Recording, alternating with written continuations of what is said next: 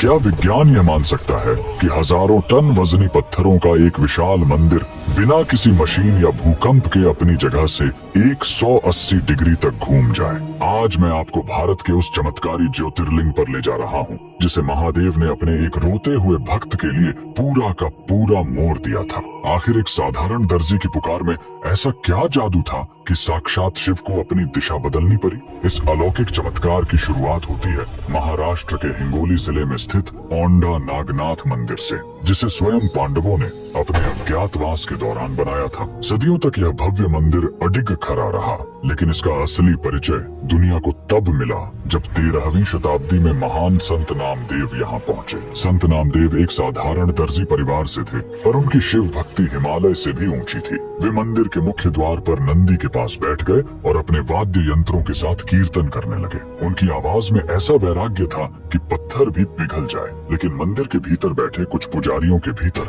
राक्षसी अहंकार जाग उठा। उन्हें लगा कि एक नीची जाति के इंसान का यहाँ बैठना उनकी पवित्रता को भंग कर रहा है। अपने पद और जाति के नशे में अंधे होकर उन्होंने संत नामदेव को धक्के मारकर बाहर निकाल दिया और चिल्लाए, तेरी यहाँ बैठने की औकात नहीं है, जा मंदिर के पीछे जाकर छिप जा।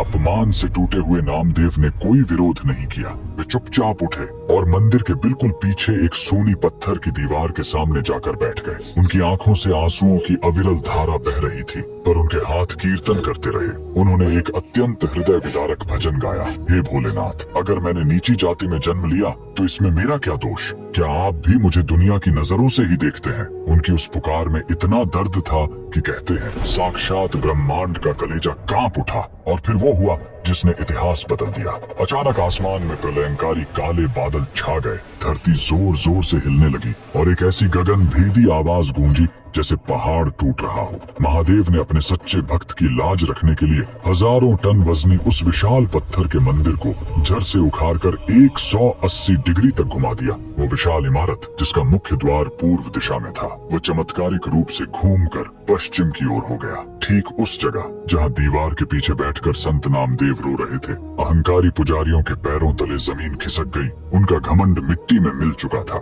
आज भी औंढा नागनाथ ज्योतिर्लिंग का मुख्य द्वार और नंदी की दिशा भारत के बाकी सभी शिव मंदिरों से बिल्कुल अलग है। ये मंदिर चीख चीख कर गवाही देता है कि महादेव के दरबार में जाति या पद नहीं, केवल भाव प्रधान है। अगर आप भी महादेव के इस न्याय और संत नामदेव की भक्ति को नमन करते हैं तो कमेंट्स में जय औंढा नागनाथ महादेव जरूर लिखें।